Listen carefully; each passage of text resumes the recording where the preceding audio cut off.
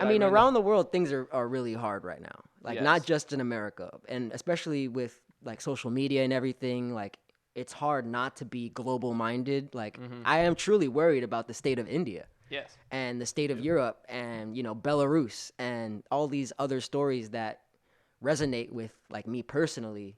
Yeah, Lebanon too, in the recent. Like that, I feel like for our viewers, and we're gonna like kind of fade out of the first bite now, kind of get into our main our main segment on social media in the state of coronavirus and just its effect on people. I mean, it's hard not to have a global mindset, and we're seeing all these things, and like people aren't used to having to focus on the entire world. Well, yeah, our brain's not wired that way, really. Yeah. Right? Like, our brain is wired, my friend, my family. My local area. Within a certain mileage. But now social media has done this thing where it's made all of the problems of the world at your fingertips. They're right there. Yeah. So I would say it's very understandable for our viewers if you feel overwhelmed, if you feel stressed, anxious, and, hopeless. I mean, this stuff is a lot. Like, when's the last time there's been a global pandemic that's infected, tens of millions of people, killed almost 1 million people, and we have people acting like it's not happening in our leadership, So there are so many resources available for our audience members. There's hotlines. There is counselors that you can call to that are free. I mean, usually if you go to college, they offer like 6 free sessions to students usually. Yeah, school. But also even your doctor can like provide like free counseling up to a certain point if you have like insurance. Yeah. Like. So, and we will leave some of those links and things and information down below in the description, and maybe we'll put some stuff up. I mean, those hotlines are a big deal. They exist for a reason. Yes. Even if you're not having an emergency, like there are people there are just like trained to listen to you and just like hear you out and talk. And they're Americans too, so they have their own emotions that probably relate to you. So even if you just like need someone to talk to that's not your friend or your family, like there's someone on the phone like waiting for you. So we are going to be talking about mental health and suicide and depression. So I did just want to give a little warning for the viewers. Just to reiterate what Brandon said, there are people there who will listen, and we just want everyone to know if you ever feel like you're alone, it's absolutely not the case. Yeah. Please, like, it doesn't have to be an emergency. It could be off a whim. Just give them a call. It's like free therapy, guys. Therapy's good for you. I hope someone has told you that in your life, because I know a lot of people have some stigmas against therapy, but nothing hits harder than just saying what you feel and having someone hear it. And they take emergency calls too. Like if you're in a panic, like they know what they're doing over there. Like that's what they're there for. They'll talk you down. They'll get you to your roots and what's wrong. And the reason that we kind of brought this up is because of the Social Dilemma documentary that came out a few weeks ago. So good. Watch it. We mentioned it last episode, but like it's really made just such a widespread effect on like our society that like I've been seeing it talked about almost daily.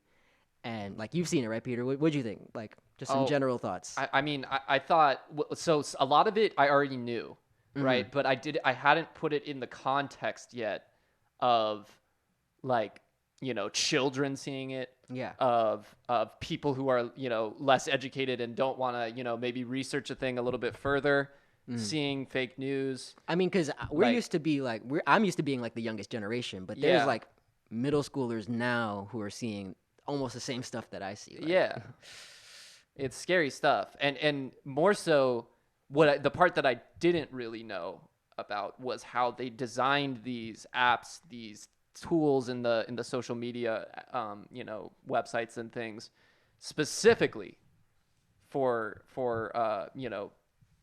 kind of trapping us in it and making us think about it a lot. It's an addictive tendency. Yeah, trapping our attention. And I mean, all of these things are true, but now that we have a COVID quarantine and kids, adults, everybody's stuck at home, the social media usage has just exploded. So focusing kind of on like people our age, college students, we found that 50% of young adults were living at home during the COVID crisis, which is crazy. It's an increase of 2.6 million just from earlier this year.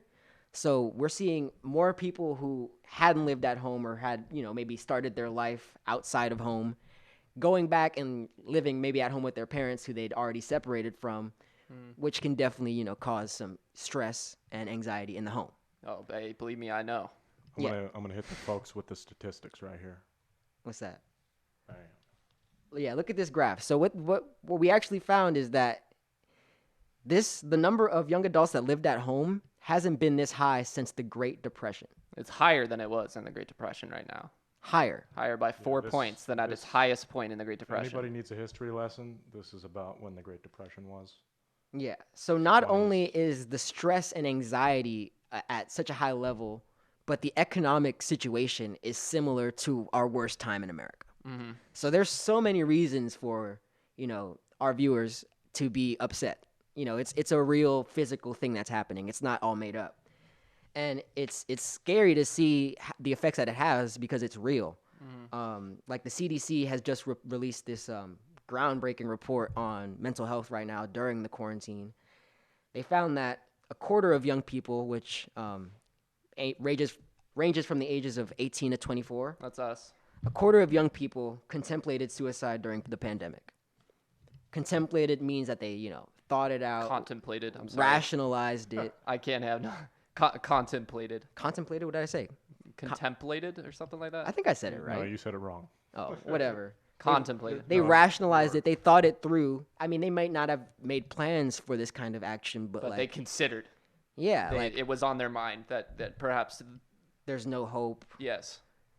We got Trump. We got climate change. We got economic crisis. I don't have any money to buy food. Yeah, or pay my rent. Or pay my rent.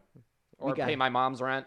We got food and it's McDonald's. We got the Travis Scott burger. That's like, That's all I've eaten for 6 stinking days.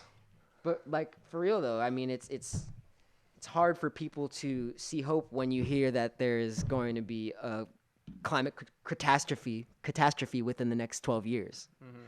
Mm-hmm. And so you hear that number and you might think, okay, so how has that number probably changed over time? So in 2017, 13% of teens reported that they had experienced a major depressive or anxiety episode during the year. 13% in 2017 of teens. It's still a pretty high number, I will say. That sounds like about right, honestly. Yeah, but I'm just saying, like, we're gonna put this next number up. It's gonna blow people away, but that's still pretty high when you consider it. Yeah, and then in 2007, when more millennials were teens, that number was just 8%, according to the Pew Research Center. Mm-hmm. And according to the CDC's report, that number during the COVID crisis for people 18 to 24 who experienced a major depressive episode or anxiety was 75% of young people. 75%. 3/4. That means everyone in this room. Well, if there's a fourth person, but I'll just say it outright. I have experienced depressive episodes during this pandemic. How could you not? As have I. How could you not? Like it's real. Like, Yes. Like everyone in this room just said, we all relate on that. We're all going through it. And, not just people our age. In total, that number was 30% across all age ranges. So it's not just us, it's our parents. Mm-hmm. One of the craziest stats actually to me was like, I think it was like a third of caregivers or nurses. Like, I didn't even, think about the in-home caregivers. Well, because they have to be separate from even their own family if they're caring for elderly people. That's the requirement right now for those people is that they have to be in quarantine and they only really interact with that person that they're caring for. And probably not living in their normal apartment. Yeah, probably not living with their family, not seeing their children and such. Society-wide change. Yes. Like not just economic. Like our society has been functionally changed. People feel weird that they can't go out to the bars and stuff or to the gym. Like I do understand that. Like, you went to the gym every day and that was your lifeblood, and now you can't go to the gym and now you're depressed. Like that's a 1, 2, 3 process right there. It's heartbreaking. According to the CDC, 13.3% of people turned to alcohol or drugs or, increased their usage during the quarantine, which also makes sense. Not surprising at all. People are not working, they're at home, they're bored, they're sad, they're coping. Yeah. So it's just hearing that these numbers, like, they're real people. These are our neighbors. These are us. These are, our friends. These are your firefighters. These are your chefs. I'm going to kind of get deeper into the statistic, but this is also from the CDC report. The suicide rate among people aged 10 to 24, people who actually did commit suicide, increased 56% between 2007 and 2017. Tying it back into the documentary, they kind of tried to, directly correlate the dramatic rise after 2007, 2008 to social media being influenced.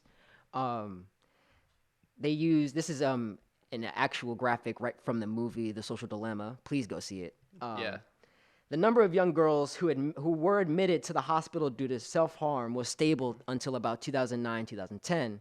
As you can see, there's a dramatic rise right around that bolded number at the bottom. Yeah, 2009. So the rate of self-harm admitted to the hospital was up 60% in older teen girls, but also up 189% in girls aged 10 to 14. Like, these are little, children, middle school, fifth grade, our children, our little sisters.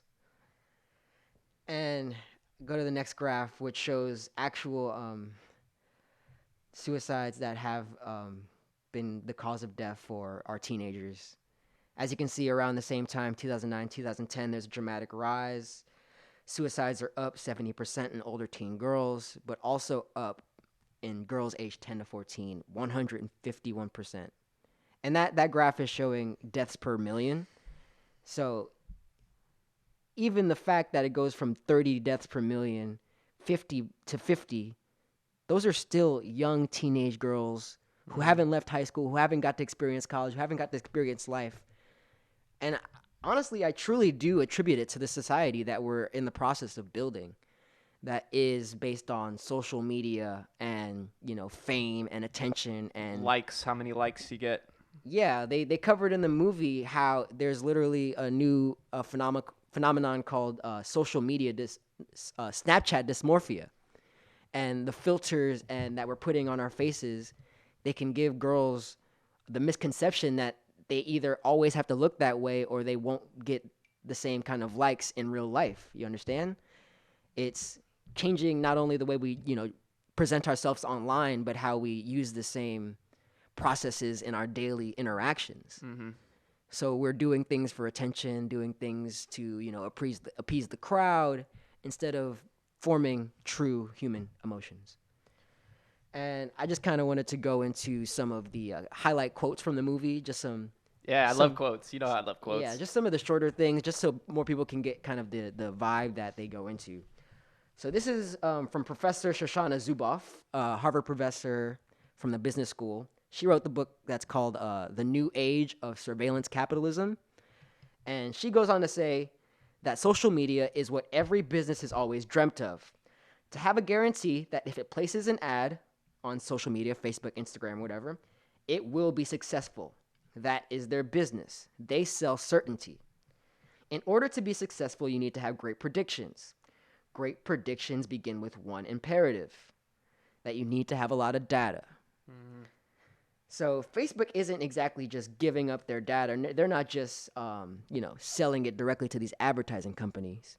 Facebook is using the data to build algorithms and to make them more accurate. And they use these algorithms to make, sell your ads here because we have the best algorithms. Because we use the most data for the people. If your tool is the best, right? And Facebook it has massive ad revenue. I'm sure we'll talk about that a little bit. But if your tool is effective enough, you can pinpoint what group of people wants to see what type of ad, and you can also in some ways change a perspective, change an opinion, change what a person thinks that they want or need by showing them the same ad over and over and over and over again. Or just like, okay, I like Jordans, so I'm going to show you more Jordans. And now you're getting Jordan news, and now you're getting the Jordan subscription ads, and now you're getting maybe you're getting some Jordan conspiracy theories, the further you get into it.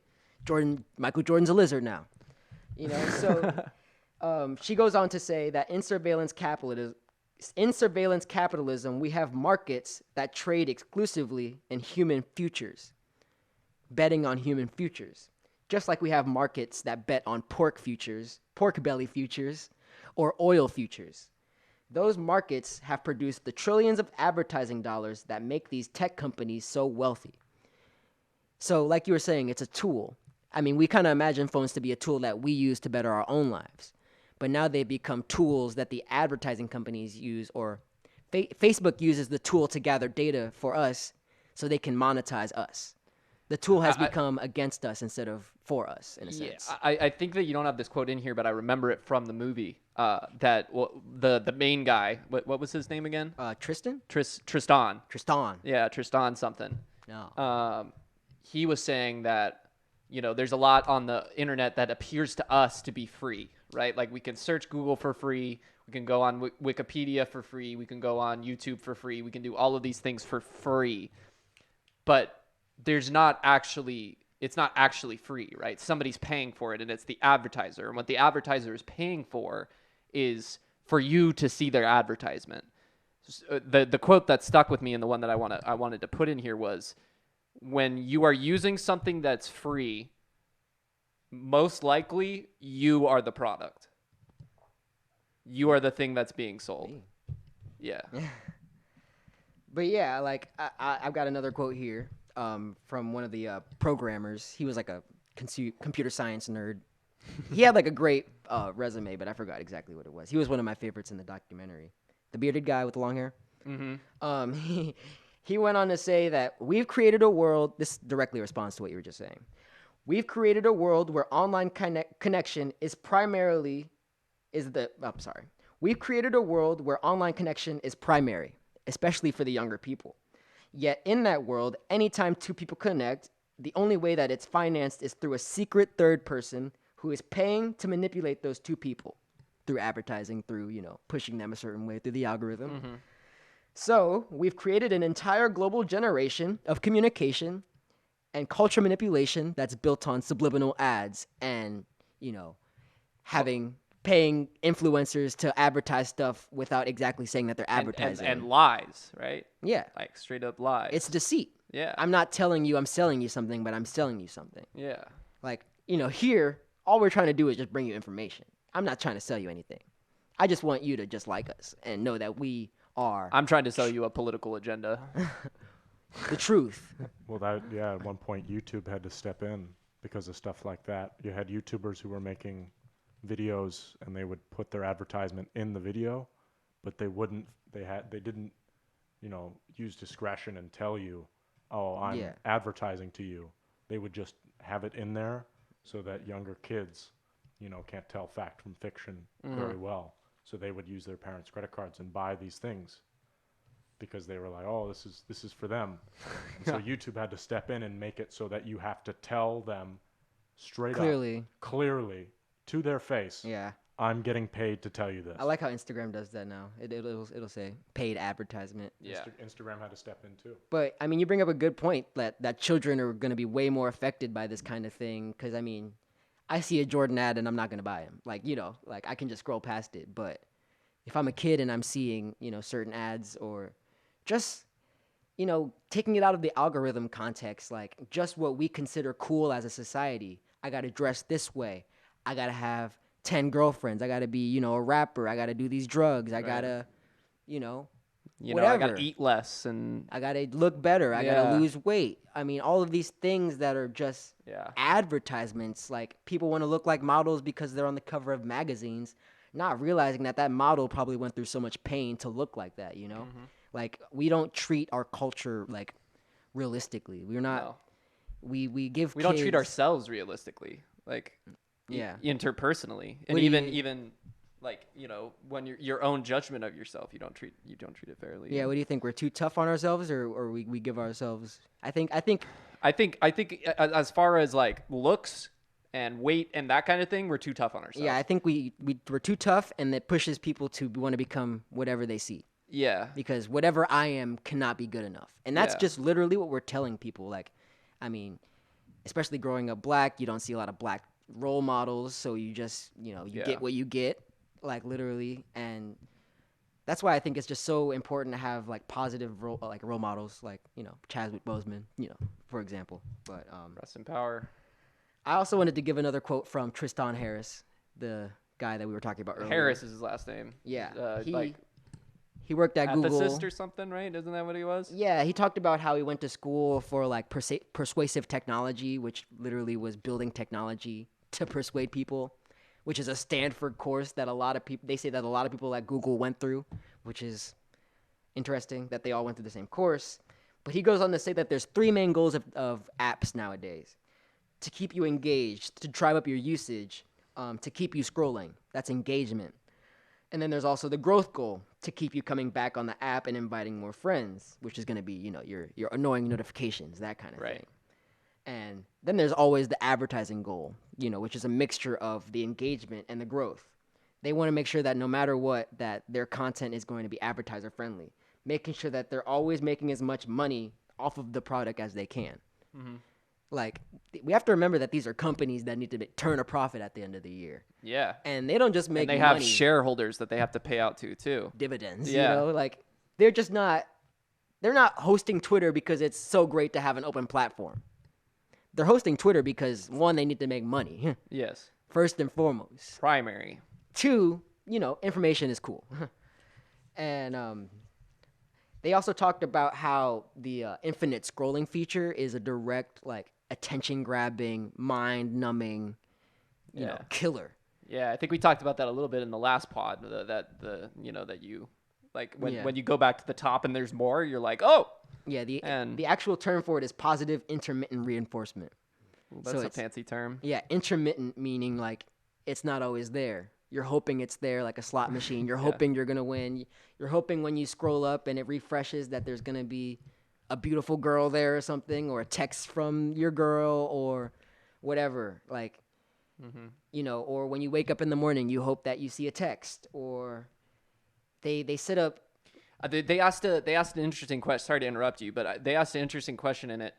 And the question was, do you check your smartphone before or after you pee in the morning? Before or while? Oh, before or during, right? Yeah, that was the question, because it was like there's no doubt. Everyone either checks it before or during their morning urination. That's the first thing I do. Yeah. So, yeah, ask yourselves that. Do you check it before you pee? Do you check it during your pee? Like it's insane how addicted we are, how, like, I'm sitting here right now and I'm talking about it and I want to check my phone. It's sitting over there. I want to check it. I want to see what notifications are on it. We're both shaking. That powerful. It's that powerful. And we're all of us addicted to it. Not just kids. Not just kids. The whole load. Anybody who's got one of these things and uses it regularly is addicted to it. And it was so interesting seeing the Pinterest CEO, who was also like the head of monetization for Facebook. I forgot his name, but he was one of the main guys in the documentary. He was saying that he would be at work all day working on those algorithms and then would go home and would be stuck on the algorithms. Fall victim. Like ignoring his kids. Like, so crazy, dude. Like, it's crazy because he's saying it. Knew what it was supposed to do. Like, he knew what it was going to do. Look, and he let it do it to himself anyway. Another crazy quote about positive intermittent reinforcement. Tristan Harris said this. He literally said, "It's not enough that you use this product consciously." He said, literally, "I want to dig down deeper into your brainstem and form an unconscious habit." Brainstem. Yeah, get out of my brainstem, Tristan. Yo, what? You can't say that. I'm just going to hit the folks at home with a quick Jack Tunney PSA for their brainstems. The brainstems. Get in their brainstems, Tunney. Yeah, I'm going to tell you right now. If you wait 10 minutes after you wake up, because I know a lot of you go straight to your phone. This is a good tip. This is a great tip. I did this myself. It works. If you wait 10 minutes, get everything done that you do in the morning, and then check your phone, you will feel 10 times better. Different day. Hey, here's another thing too that I think. Day. I think every single person that's watching this podcast should put on their screen time app. Just do it for a week. You don't have to do it for the entire time. See how many hours a day you spend on that device. I don't want to talk about my screen time. I don't want to talk about mine either. Don't look at Brandon's phone. It gets scary. Embarrassing. Don't talk about my phone. It's embarrassing how much time we spend like on these, factory made, attention machines. Advertising attention machines. It's disgusting. It's disgusting. And I mean, it's not what Steve Jobs was imagining. No, and that's what they said, and that's what they said in the thing. They were like, we made the like button. We didn't think, like, when we made the like button, we didn't think 10 years down the line people would be killing themselves because they weren't getting enough likes. Yeah. That wasn't even in their wildest dreams. Or they're just getting, just trolled and bombed and fire rated, when people just, storm people's accounts and just leave comments for months. Yeah. Like, people do that. People, just troll celebrities, and, like, it does, like, lead to deaths. It's adverse effects and horrible mental health, like stuff that comes out of that. So I want Tony to pull up the clip from former Facebook president Sean Parker. I fucking hate this guy. If anyone's ever seen the social network, this guy is a prick. Let's play him. Another guy literally just saying it out loud. If the thought process that went into building these applications, Facebook being the first of them, to really understand it, that thought process was all about how do we consume as much of your time and conscious attention as possible. And that means that we need to sort of give you a little dopamine hit every once in a while. Keep you coming back. Because someone liked or commented on like a photo or a post or whatever. And that's going to get you to contribute more content, and that's going to get you, more likes and comments. I mean, it's a social validation feedback loop. Bruh. That it's like it's exactly the kind of thing that that hacker like myself would come up with, because you're exploiting a vulnerability in human psychology. And I think that we the inventors, creators, and it's me, it's Mark, it's the Kevin Systrom at Instagram, it's all of these name people. Drops them. Understood this consciously, and we did it anyway. Pause it there. All right, let me just close. Yeah, they did it anyway. They understood consciously. That we were talking about Trump last week, right? And we were talking about how he, what did he know? When did he know it? Mm-hmm. What Sean Parker just said is that these dudes, when they were making this software, knew exactly what they were doing. And they did it anyway. He's so confident and cocky about it. He feels good about it. He's like, yeah, we did it. I'm a hacker. We just did it. Yeah, we exploited the people. We exploited you. We continue to exploit you. I know how to use a computer way better than y'all, and I've hacked your brains. And we did it anyway. I got up into your brainstem. It's just annoying, these guys who do these terrible things and just brag about it, and they know that they're so powerful that he's untouchable. It's not like he's gonna go to jail or anything. I mean, it's not like he did anything directly criminal. Yeah. But something that they also said in the documentary, never before has 50 mostly white people, 20 to 30-year-olds in Silicon Valley in a boardroom, never before has that group of people, small group of people, had enough power to change 2 billion lives. They see on their phones. I was reading some statistics, Brandon. Apparently this year, over 50% of the human population is now a user of social media. That's insane, man. 50%. Do you want me to hit him with the graph? No, not yet. Not that graph? Okay. But yeah, it's people are getting their information. It's, in a sense, it's still better than only having, TV news. But the thing about social media news is that there's no fact checking. It's like wild, wild west. It's so easy to see misinformation. Mm-hmm. It's so easy to get stuck in these algorithms. And, just because you're in California, when you look up politics, you'll get leftist politics. Maybe if you live in a Republican state and you look up politics, you're just going to get, right-leaning politics. Just because of your location and what the algorithm thinks you'll like, just because of where you live. Mm-hmm. It's literally that, mathematical and inhumane that we're just, these data points. So what do you think that we should do? Do you have any, Look, because that's a good question, because I'm not going to sit here and say that social media is all bad. No, there's lots of good to it. We're using social media to help our podcast run. People get famous off social media and change lives and donate to causes. And yeah. But, when I have kids, will I put them on social media? Will I let them have iPhones before the age of 16? No. Like, people really might have to become that kind of parent where it's like no phones. Like, I might have to watch what you're doing. Let me ask you this. Let me be a little bit more specific. Do you think that these tech companies themselves can fix this problem? Or do you think that there has to be, and like you said, an interpersonal fixing where we're like, okay, maybe we don't give kids these phones. Maybe we limit ourselves. Or possibly the third option to that, government interference. Truly, I think the answer, while I think government interference would work, I don't see how they could actually enforce Google to, fact check. And I don't really think the government should be in charge of fact checking, that kind of thing. That's true too. Just principle. But I truly think it becomes, our responsibility to help our neighbors and help our parents, read Facebook. And I mean, even young people are victim of misinformation and, just sharing Instagram and Twitter posts, so we just have to hold each other accountable and teach people how to fact check and, Google multiple sources. Like, it's so easy to fact check, but people don't realize that the information that they're being sold is directly fake or directly meant to mislead them, especially when it comes to politics.